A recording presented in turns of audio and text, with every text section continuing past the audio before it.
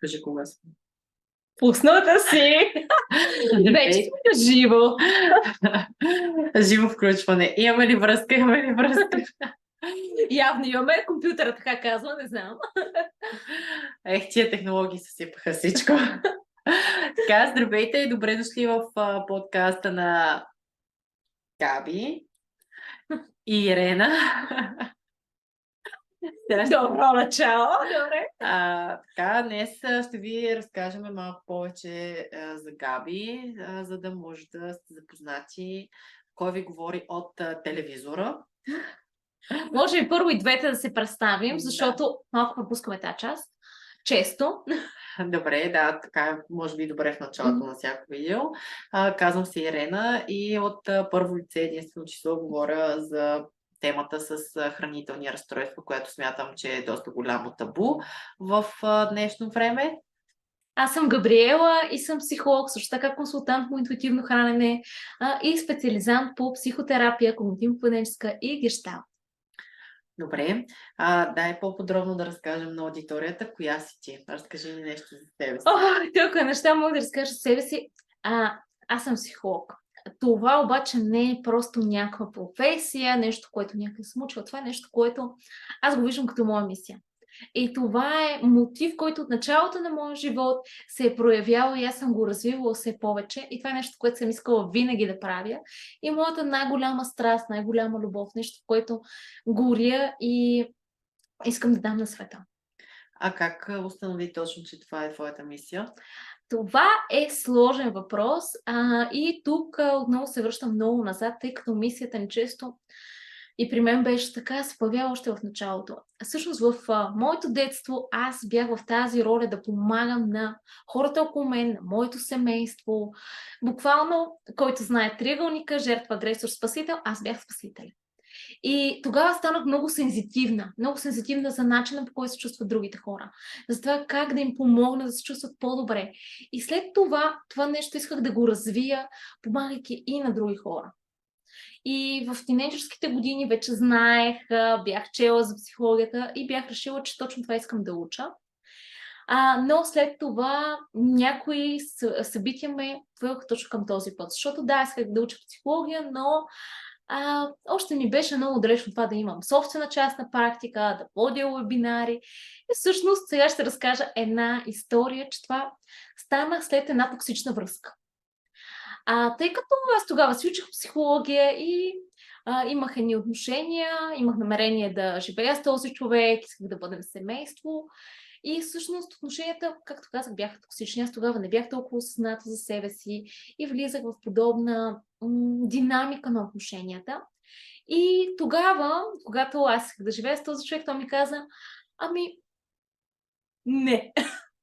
Подреди си живота в София и аз тогава ми светна. Тогава ми светна, че в моя живот най-важният човек съм аз. И че ако не поставя себе си на първо място, няма как да имам отношения, няма как да ми се получават нещата в кариерен план, няма как да имам добри взаимоотношения с никого. И до тогава аз още бях в тази роля на спасител, поставяйки себе си на последно място. Но тогава вече се замислях, коя съм аз, какво искам. Защото до този момент аз се разтварях във връзките и каквото искаше партньора, също взето, това бях. Да, това бях. Той иска жена домакиня, чудесна, прекрасна домакиня, са нищо, аз съм хващала тенджера, нали, през живота си до тогава. Виж, тенджерата може да се използва не само за готвене. Само да кажем. За домосъщите мога да я ползвам. Тогава аз станах важна в живота си, започнах да се ценя и наистина открих своя път. Започнах да правя това, замислих за какво мечтая отвъд очакванията на другите. И това е нещо изключително ценно, да видим кои сме ние отвъд това, което очакват от нас. Майка ни, баща ни, партньора и който и да е друг, обществото. И така започна моя път реално. Тогава аз се осмелих да мечтая, тогава се осмелих да вярвам, че аз мога да правя това, което обичам и то да се цени от хората. Защото тогава всички ми казваха, къде си тръгнала, каква е тая психология, ти си мислиш, че някой ще те гледа и така нататък, че хората в България ще плащат по 50, там 60 или колкото и да е лева за психолог. За какво е това, като имат приятели, маникюристи и таксиметрови шофьори? Това, между другото, е много добро сравнение за маникюристите и таксиметровите шофьори. Да, Въпросът е, определено. че доколко маникюристите и таксиметровите шофьори вникват в дълбочината на проблемите, конкретно твоите, и какви техники, освен някакво лично мнение като обратна връзка, могат да дадат. Да, и те са коренно противоположно, честно казвам, на психолозите, защото нашата работа е ние да не ви казваме какво да правите, защото аз няма как да знам по-добре от вас.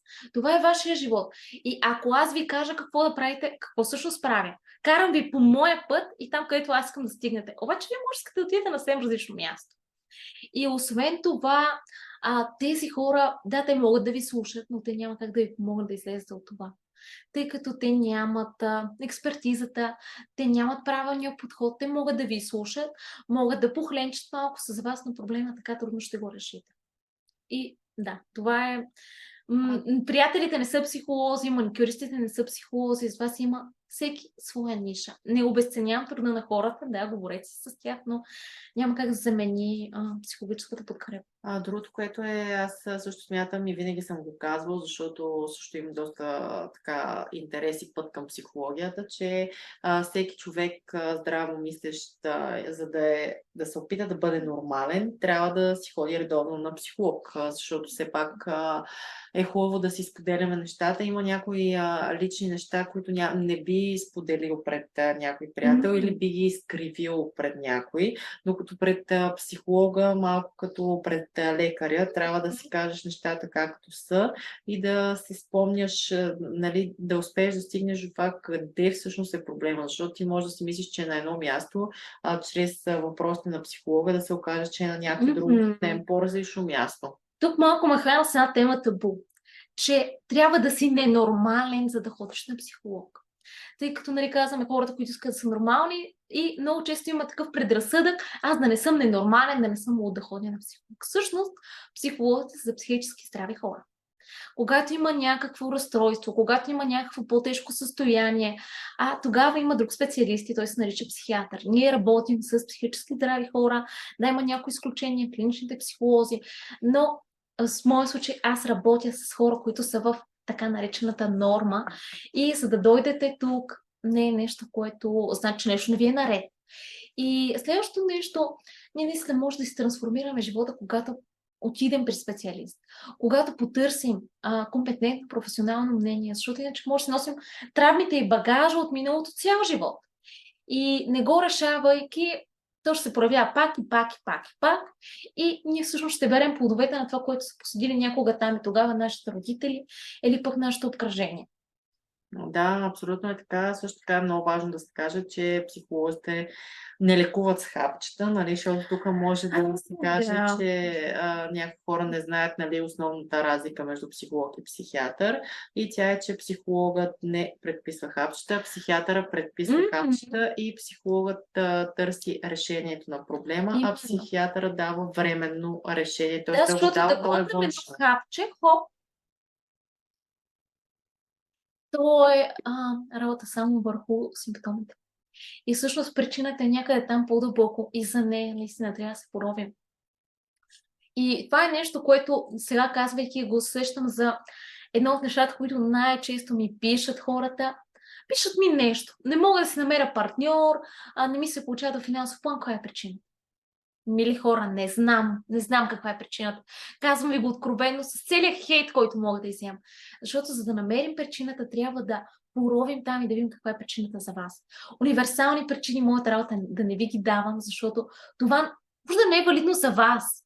И няма как на вас да ви кажа, това ви е причината, ходи оправи проблем, който ти нямаш. Трябва да се поровим, да видим какво е за вас, намерим ваш индивидуален начин да го преработите и да го преодолеете. Това ми напомня на нещо, което пък мене ме питат доста често. Нали, хора, които ме познават от преди, виждат разликата, че съм отслабнала. Тоест, че съм загубила... Зашеметяващите 50 кг. Да, 50 и няколко килограма, че съм загубила един човек и ме питат, ама как точно отслабна, нали, какво е нещо, което конкретно мога да направя. И чакат да им кажеш, че си пила някакво хапче и водичка с лимонче. най-вече. Точно в този момент на мене ми идва също нещо, че първо е важно да види човека дали, защото те ми казват какво ми казват, ами ти какво точно ядеш, как ядеш, аз казвам, хора, аз съм си преценила, нали, какво да ям, намерила съм си начина, по който аз да се храня. Въпросът е, че за мен има някакъв друга причина някой да не отслабва. Тя е психологическа и някой като ми каже нямам време за отслабване, за диети или за нещо друго в живота си, окей, значи не го искаш достатъчно. Така че няма Може и още, универсален... чисто психологически, аз ще кажа, може и още не се стигнали до този етап. Тъй като ние в живота си постоянно минаваме различни етапи и за да не сме готови да решим някой проблем, за да не го решаваме, може би още не сме готови и трябва обаче да поровим тук. Не просто казваме, не съм готов да го реша, това нека си стои, да си трупам, нали, килограми или каквито идеи, други проблеми. И за това важно е да се подбутнете малко, за да извървите стъпките до решаването на този проблем. Да си довърша, няма конкретна причина, конкретно нещо и за емоционалното хранене, и за най-добрата диета и така нататък. Въпросът е всеки да си достигне до това, което ще помага на него. Нали? Няма нещо универсално. Да се порови, да се види ти искаш ли го, как го искаш, какво да направиш, както също дали искаш да си решиш проблемите, независимо какви са, или просто искаш да се оплакваш, както говорихме преди малко за таксиметровите шофьори и за маникюристите. Да. Защото оплакването, мили хора, не помага, то ви заравя още повече в минуса.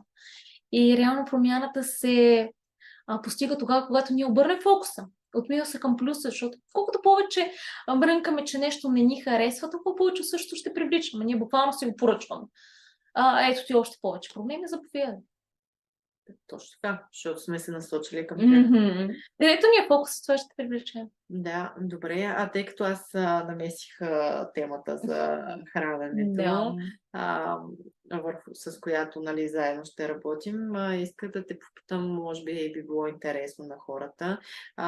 Така, как ти резонира нали, какво беше нещо, което те подтикна да искаш, както и аз искам да работим заедно и да помогнем с тази наша мисия на хората? Това също е много интересна история, тъй като аз съвсем случайно в рамките на едно обучение, на обучението ми по гешталт терапия, получих осъзнаване. Просто буквално ме удари по глава, че аз консумирам много повече храна, колкото тялото ми има нужда. И че всъщност аз без да се усещам, преяждам системно.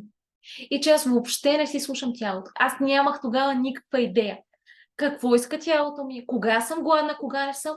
Аз просто ядях, защото да не би случайно да остана гладна или пък да не би случайно да огладне и да нямам достъп до храна, което вече е един от механизмите, които ни потихва към преяждането, че някога не е имало. Но наистина се хранех, тъпчих се, поях повече количество, отколкото ми трябваше.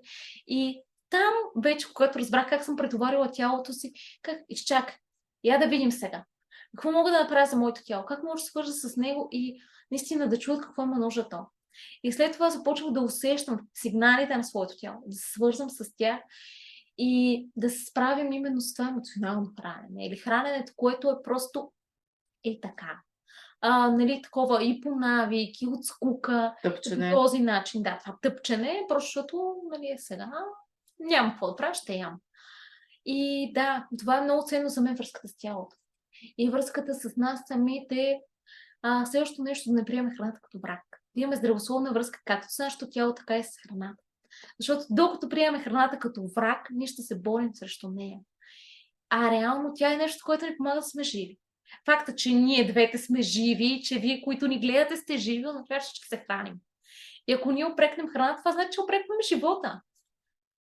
Така че да, това би ми се искало да помогнем на хората. Аз в момента го правя, искам си двете да го сътворим, да се справят именно с това, с причините, които ги потикват, не само с самото поведение. Окей, ще спрете да се храните повече. И какво правим? Когато отдолу има травми, когато отдолу има нелюбов към себе си, когато отдолу има неприемане на тялото. И това, което виждаме при моите клиенти, при мен самата, защото аз съм го преживяла, че да, сега може да си мислите, че ако сте с 20, 30, колкото и да е килограм по-малко ще се обичате. Да, ама не. И има много хора, които свалят. Аз самата, когато бях най-малко 43-5 килограма, не се обичах изобщо. Аз пак виждах, че съм дебела. Така че... Това е изкривената представа за тялото, за изкривената която ще представа, говорим. която Да, е при трябва да типичната разгледаме. анорексия. Да, това трябва да го разгледаме задължително напред. Но Пишете, кои теми са ви интересни, ще ги разгледаме и вие припознавате ли се в това, има ли сте такава представа, въпреки че Кантара показва малко часове, вие пак да се виждате дебели. да, и темата за Кантара, който е на пиедестал, също е хубаво да я обсъдиме. Тоест, това са причините, защото ти имаш личен път по темата с хранителните разстройства и това е нещо, което така ти резонира, когато се запознахме с теб. Много ни резонира и на двете тази тема, ние именно с нея се събрахме и си кликнахме, за да подкрепим заедно хората, тъй като аз вярвам, че ние жените творим, когато сме заедно. И колкото повече жени има, ние обединяваме енергията си.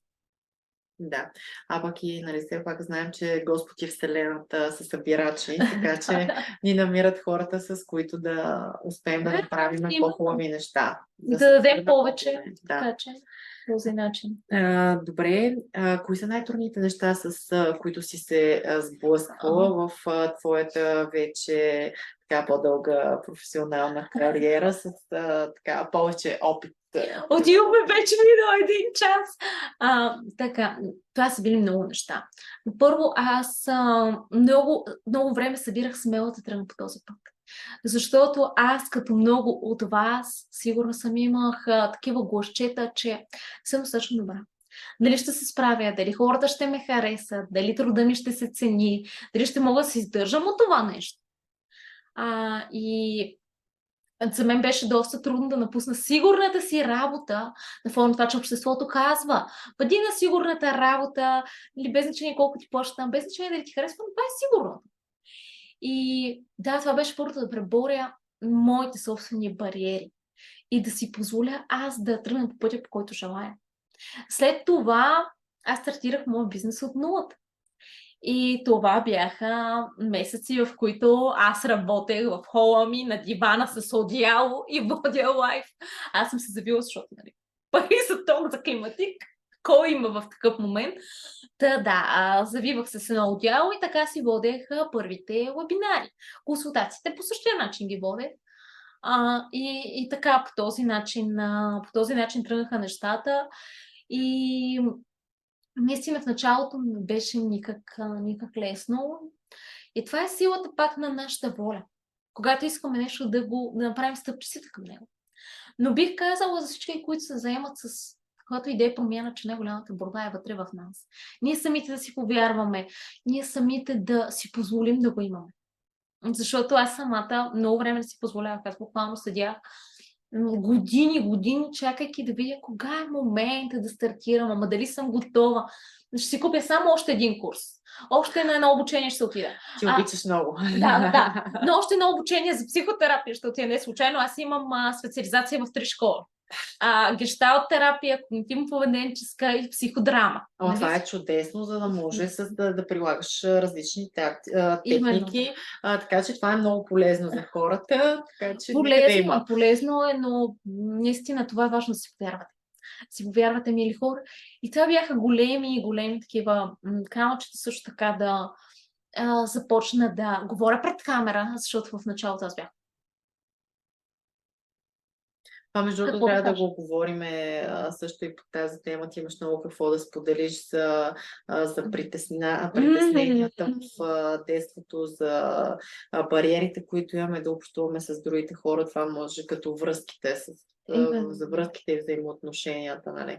Това е следващата тема. Пишете, ако ви е интересна, в коментар за връзките, за отношенията. Също така, много моя тема е и изявите. И това как да преборим своите притеснения за изяви в онлайн пространството. Пишете и за нея, ако ви е интересна. Ще говорим и за това. Не само за онлайн, ти имаш какво да говориш и за изявите на живо. Също така че това също е важно. Изяви на живо, мили хора, ми се иска първо и аз самата да започна да правя повече изяви на живо, тъй като аз много силно вярвам, че това, което го говорим, ние го правим. Така че да, и това е тема, за която мога да ви бъда полезна, но очаквайте те първа изяви на живо. Може би нещо заедно ще сътворим, ще сготвим. Но да, много неща се готвят и през новата година, които ще се изненади за събития на живо. Между другото, освен, сега ми хрумва да те питам, освен темите, които засегнахме вече с хранителните разстройства, с това как да тръгнеш по своя път, да вярваш в мечтите си, да вярваш в себе си, вярата в себе си. Също така темата с притеснението, нали, откъде е породено то. Ти, разбира се, можеш да консултираш по всички теми, нали, няма за какво сега да... Нали, няма как да обсъдим сега всички, но кажи коя друга така ти резонира най-вече и доста работиш по нея, хората да знаят.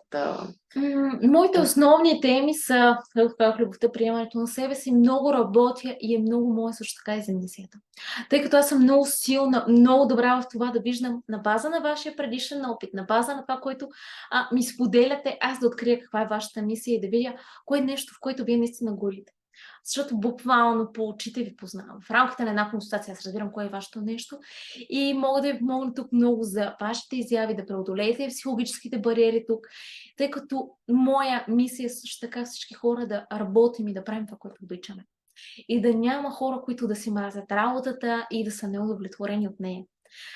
И така хващам много бързо вашите таланти, имам огромен опит с социални мрежи, с всякакви такива неща, специалист съм по дигитален маркетинг, забравих да ви кажа, още едно мое обучение и наистина да го превърнем това нещо в ваша любима работа, но преодоляйки психологическите бариери, защото е нещо, което най-много спъва тук.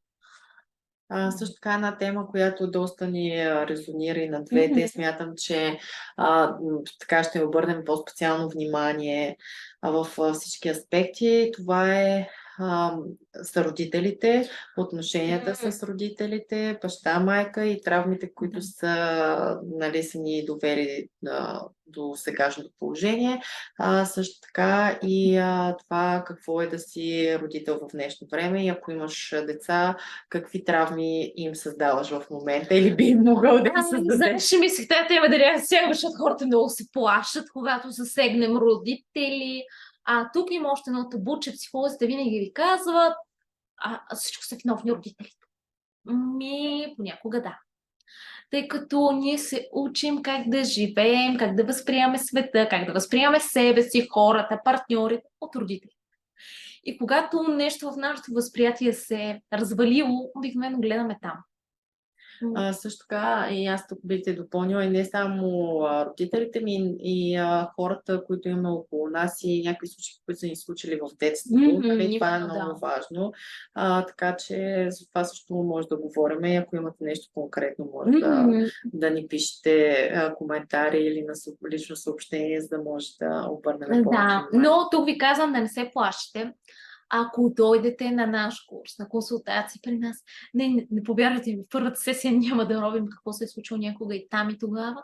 Не те нещата според това, което споделяте в момента. Ние търсим решение на моментните трудности, но понякога те са свързани с някакъв минал опит и необходимо и него да го изработим. Но той се изплува. Нали, няма да те питам, всъщност майка ти какви травми ти нанесе. Не, няма. То така масово хората няма да могат и да отговорят, ще кажат никакви. Вероятно, да си го представя, честно казано. Сега ще отида на психолог, един час ще си говорим за майка ми и за баща ми, няма въобще. Буквално така си го представя, често ти казвам. Дали някой ми казва, за какво сега ходим на психолог, като ние там ще си говорим за майка ми и за баща ми? За тях. Може би трябва да запишем някакво клипче как протича един час при психолога. Това би било полезно, за да знаят хората. Това е супер. Помежду другото, пишете, ако искате такова. Ако искате и да видите, влезте в моята група Насоки от психолога с Габриела Пенкова. В Facebook може да я намерите. В YouTube също има видеа за нея. И там в групичка на живо правим такива сесии. Предстои ни Ира да бъде наш гост. С темата за хранителните разстройства. Така че влизайте в групата. темата, ако искате да говорим и на тази тема. Ще обявим и коя дата ще е точно за хранителните разстройства, така че не пропускайте. Абсолютно да, но и това да кажем какво правим на консултация ще е много полезно също така. Не само да кажем да го покажем. Пишете в коментар, ако искате да го покажем. Добре, какво е нещо, което искаш хората да си вземат от днешния изключително кратък разговор, в който не можахме да засегнем нищо от опита, който имаш. Аз просто усещам, че е дълъг и си мисля, че много неща съм ви казала, че няма да гледате видеото до край. Наслужете плюс, ако го гледате. Така, какво се иска да си вземете и да ви дам като послание? Първо място, любов и приемане към себе си. И извън клишето, за което ние си говорихме в предното видео за любовта към себе си, наистина да сме с приемане. Защото всички ние сме хора, всички ние имаме и плюсове и минуси. И няма цялостна личност без минуси. И отделно, изключително много искам да ви вдъхна увереност да вървите по вашия път. Защото няма друго такова уникално същество човешко като вас. И вие най-добре знаете какъв е вашия път. Единственото, което е нужно понякога да получите подкрепа там. И оставете другите да говорят каквото пожелаят. Вашия път си е ваш. Вървете смело по него. С вас бяха аз, Габриела, психолог. Аз, Ирена. Така. До скоро, не забравяйте да ни последвате.